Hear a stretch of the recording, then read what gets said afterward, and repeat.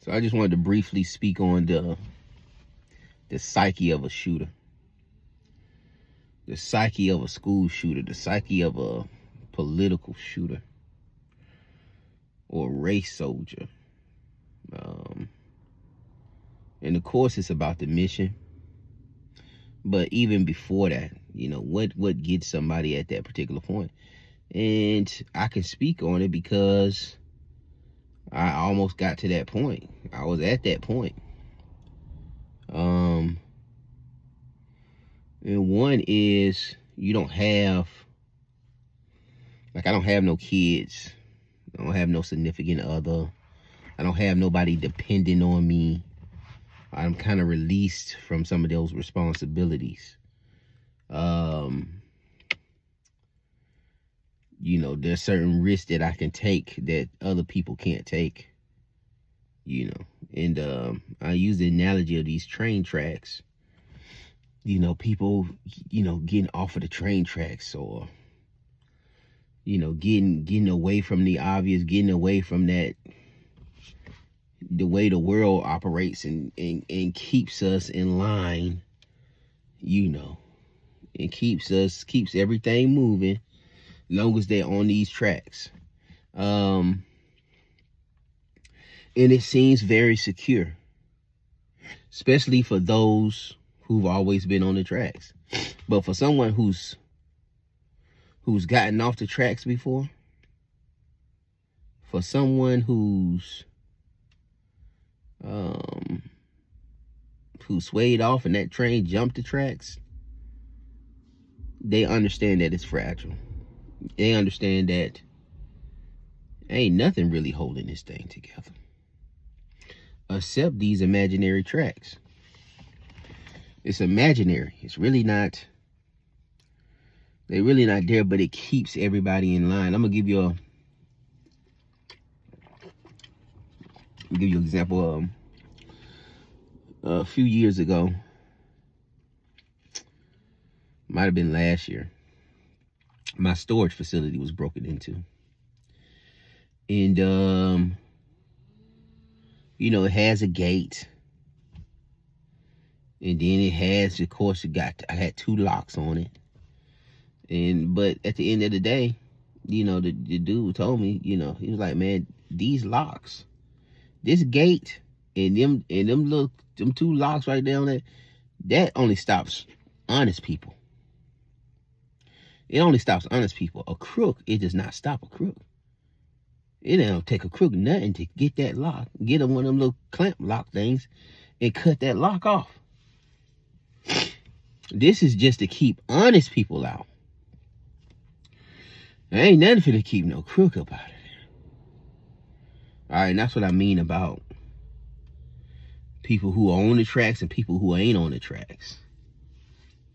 Anyway, there was a period around where all the killing was going on.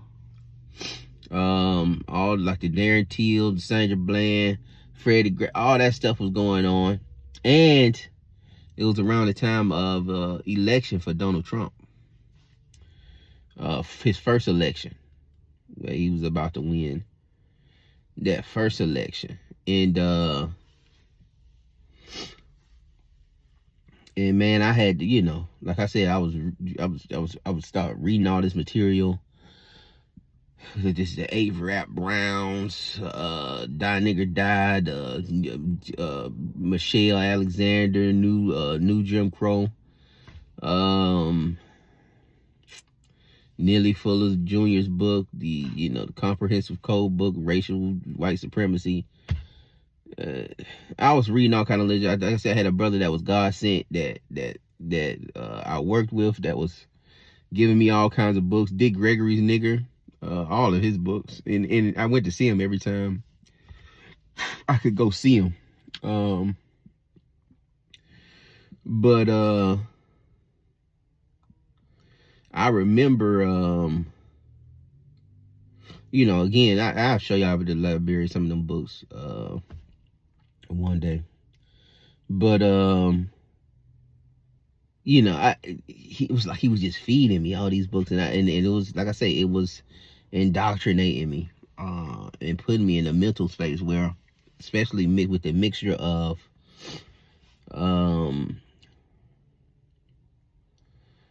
all the killings and stuff that was going on, all the police killings that were going on and happening at that particular time, it put me in a space where, you know, I wanted to do something to these folks. And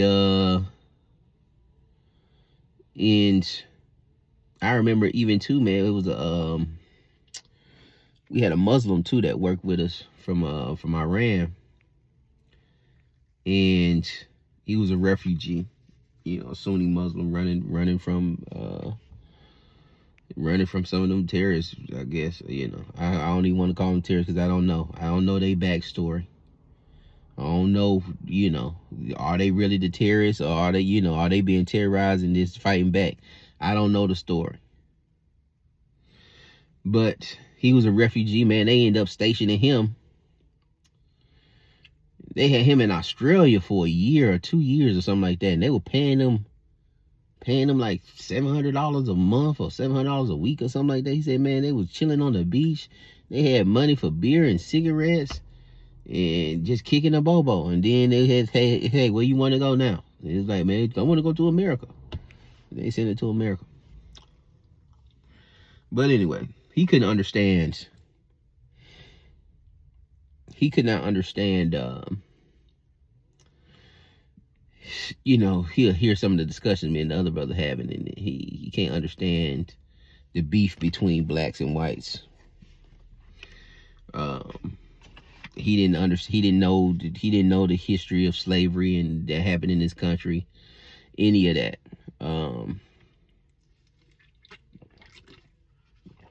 Which was amazing, you know, that, because you think everybody know your man. Nobody know, man. Man, America ain't the world, man. we be thinking this is like the center of the world, man. It's not. Everybody don't know what's going on here. But let me just, long story short, y'all. Like I was heavily indoctrinated. I was, you know, I was in a mode at this particular time, and I was getting off work one day. All right, and again, understanding too, you know, I've gotten off the railroad tracks. I'm living out my car. I'm done paying rent. I'm finna save up, you know, as much money as I can, a few years, buy a house. I don't have no kids. I don't have no wife. I ain't, you know, and I done started we in this Israelite group, and, you know, that's just pretty much what my life is surrounded and engulfed with. Day-to-day struggles and talking about some of the afflictions that are happening to my people in this country. But again, I am off of the tracks. I'm not plugged in.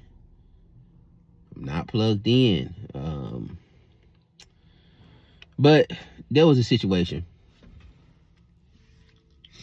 Again, this is when all them police killings were happening. Where I was coming out work, and I was driving by. I see a police officer. You know, it's stuck traffic. We in Avondale. We're in Avondale, Georgia. It's a very racist place. Historically racist. Everybody knows. Everybody will tell you they've come to Atlanta. If you driving through Avondale, man, be careful driving through Avondale. You may even want to just go around and stay on Memorial Drive. But, you know, you got little small towns like that. Avondale, Clarkston, Pine Mountain. I think it's called Pine Mountain. In the midst of Stone Mountain there. Where they'll give you a crazy ticket. You know, it's little small, little rinky-dink towns. Uh, but Avondale is small, but Avondale is an old town with money. Like they made Walmart. They didn't want Walmart. They rebuked Walmart, and then they finally got it voted in. But Walmart couldn't be Walmart. They had to make it green and white or something like that, and they had to close it at 7 o'clock. So again, it's telling you what kind of area Avondale is. They got their own police. Like they got a police, Avondale police, but then they also got like their own little community police. And DeKalb County can be in that jurisdiction also. But anyway, I'm coming out and I work in Avondale. I work there at a Jewish bakery. So I'm coming out of there, and I get up to the top. Long story short, I'm on this road, and I got the right of way. The police are facing this way, finna get ready to come out, trying to come to the main road. I'm like, I'm going here. Initially, I'm waiting on the 12 to just come on out, but he's looking down. And I'm like, man, you gonna go out or not? But he's just looking down. He ain't paying no attention. The light's green. I told you traffic's backed up, so I go ahead and go. And I do have the right of way. Excuse me. And so, as I'm going forward, and I go ahead and go forward, he look up, and he's about to hit the middle of my car. So now he about to pull out. And he had to slam the brakes real hard. And when I look over there at him, this joker is cussing me out, face fire red. Cussing me out. And I can't hear him. And I don't say nothing. I just go ahead and look and keep it moving. And when I go and drive down the road a little more, I see he done pulled out. And he trying to chase me down. And at that point, I know that this ain't no regular pullover. And again, this was at the point of where all of these people are getting killed. With these traffic stops. At that point, I done already seen my life. I done said, oh, you know what? I'm not finna let him play with me. I'm not finna allow him to play with me. This ain't finna be one of them situations. If anything, it's gonna be a glorious death. This is finna be something. They're gonna put all of this on the news.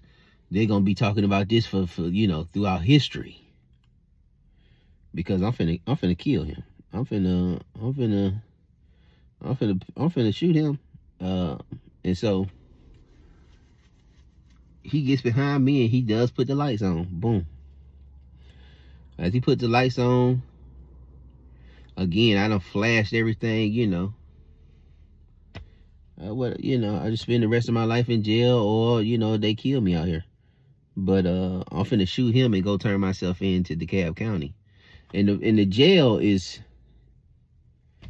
a half a mile down the road. That's again another reason why that area you don't really mess around in, because there's so many police around anyway, because it's the jail right there, all the police cars there, and etc. But when he hit the lights, I go ahead and put one in the chamber. And my plan was, when he leaned over to the car, I'm just gonna shoot him. I'm not going back and forth. I'm not finna talk. I ain't finna show you my license. I ain't finna do none of that. Nah. And again, a lot of this was brought on. For one, I done got to the point, at my point in life, I'm having to reset. I'm getting off of the train tracks. I'm not controlled. I'm not controlled by I'm not on the railroad tracks. I'm on a different, I'm on a different path. All right, when I said different path, meaning I done unplugged.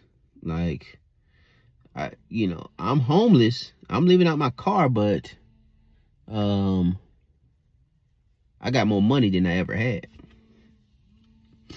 What I'm saying. And that's how I was able to get to school and uh and do other things. And I'm tell you too, even there was a time too they were talking about taking it during that period where they was gonna take our guns.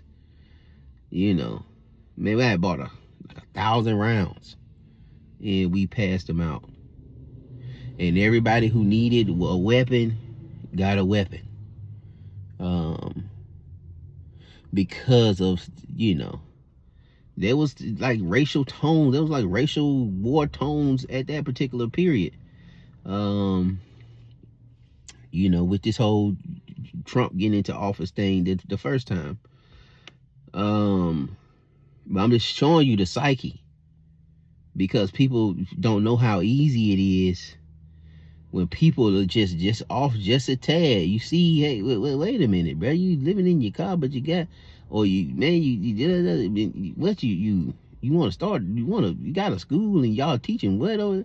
Man, you gotta. It ain't. You think it's far off, but it ain't. It's not that far off. Uh, it's not as far as you think it is, and it's just like a old man, who's 70 years old, 75 years old, maybe just got some news that he terminally ill. He may get off of those tracks. There's no reason for me to be on the tracks no more. And if something bothers him enough, he may sign up for that mission. But anyway, I'm watching the cop get out. I already made my mind up. My life's over. I'd rather throw my life away than let them play with me or try to kill me and make me another, R.I.P. Brother Phineas. So I'm watching him. He gets out the car. He don't wait for no doing back up. Again, this ain't no traffic stop. Like, and in my brain, in my brain, this is attempted murder. That's what's finna happen. That's what's happening to me now. He finna attempt to kill me. That's how my brain is thinking. And as he slows, he comes up, he rubs. I see him rubbing the back of the car. I got one in the chamber. Soon as he lean his head in front of this darn driver window, I'm gonna blast him. But he don't. He stop at the edge of the car. And he yells and says, "Mr. King, I apologize. I ran the wrong name. Have a good day." And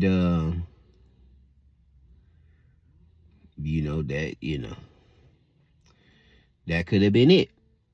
And then y'all would have been reading about Brother Phineas. You may not even read about it. May not have made no news. Well, I'm sure it would have made it. But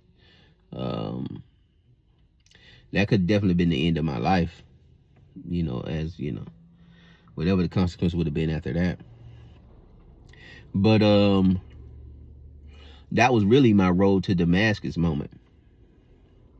That's when the scales start falling off on this whole Gentile situation. And I just started seeing everything just started. I had to start reevaluating everything, and then had to realize that Christ wouldn't have did that. The disciples wouldn't have did that. It is what it is. They would have ate that. The disciples got charged. They went to jail, got stripes, got whipped, and came out of jail singing. Paul was whipped, stoned to death, shipwrecked. We know what Christ went through, and ask the Lord to still forgive them. He said, blessed are they that are persecuted for his name's sake, or persecuted for no reason. Bless those that persecutest thou, or something like that. Hold on, y'all. Y'all put that scripture in the text, in the comments. But that ain't how they operated. That's not how the disciples operated. You know. And so I had to really evaluate me. I was just looking for a reason I just needed a reason to hurt one. Even when I went to the Klan rally,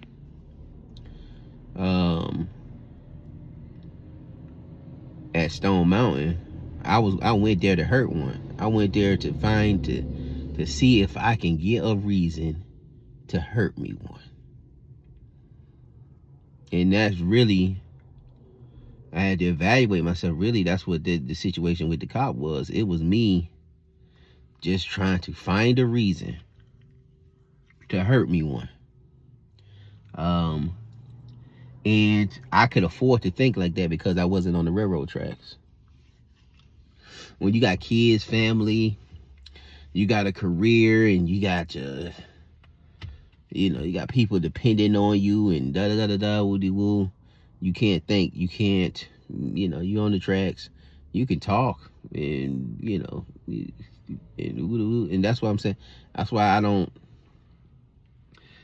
like going back and forth with people like that on, because they're not gonna take the risk.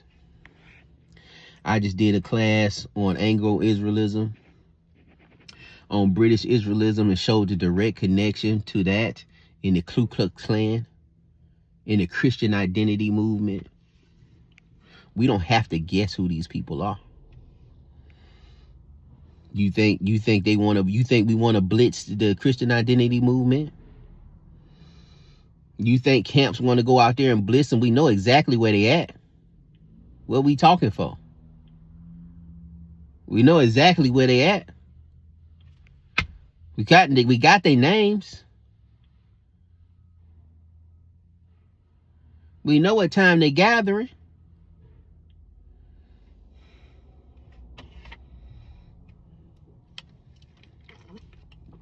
But I'm not gonna let you keep pretending around me. Don't pretend around me. Don't come to me with those conversations. Plus, I'm out the game anyway. Salvation for everyone that believeth, man. I don't care what nation you in. So I'm not even on that spiel. But I just wanted to give y'all that psyche that it don't take much. It don't take much, man. It does not. You don't know what people go through. You don't know. And it's fragile. This system is held up by nothing. Just the thoughts. It's amazing. And it's not just this system. It's most systems work that way. Because, you just can't watch everybody at all times. But you have to instill a certain fear. Once that fear is lost, though, once somebody loses the fear of losing their life or losing their freedom, anything can happen. It is just like the 9/11 situation. That was done with a couple of dudes with some pocket knives and or box cutters. So, but they were off the train tracks. And if you fear, if you fear death, you fear losing your freedom, you on the tracks. There ain't nothing wrong with being on the tracks, but just don't be barking at me and going back and forth with me on something and trying to tell me what you are and you this and that. I don't believe you. I don't believe you. I know the psyche. I know what it takes. And like I said, I could have threw my life away. And I would have been dead wrong. It wouldn't have been glorious. It wouldn't have gave no, everybody would have said I was wrong for doing it. I probably would have been shamed. And it wouldn't have been respected. And it definitely wouldn't have been, definitely would have cost me my salvation. Definitely would have cost me my salvation. So, be careful harboring that anger. And be careful talking to people too, because some people may be, they may not be on those train tracks. You know, the people you talking to, or the people that you're, some of y'all, you know, some of these people that you're teaching, everybody may not be there. Everybody might be on that same, they may not be on the tracks, man. They have one wheel on, and you know, and just one more bad event takes them off of those tracks. But you better be mindful, man, because even that situation with the brother who killed Martin Luther King's mother and father, tried to kill the mother. I think they killed the mother and the father. You know, he wasn't he was off the train tracks. He was off the train tracks. And you were feeding them. And eventually, you know, they do something. Now, it's a very minor, it's, you know, very few people that get off of those tracks. But when they do, you gotta be mindful. You gotta be careful. You gotta be careful. That's, you know, don't think that, and again, that's just our security, because we think we know, and we think everything's smooth and okay. Like I say, it's fragile. This is a very fragile system, and it has the allure and the imagine, you know, the fake sense of security here, but it's not. It's very easy. It's very easy for somebody just to throw a Molotov on top of your roof and just drive off. Like it's nothing for somebody to do that. But what stops them is that they're on the train tracks. They're on the train tracks, and they're going to the whatever destination they got to go to, and loop back around and loop back around.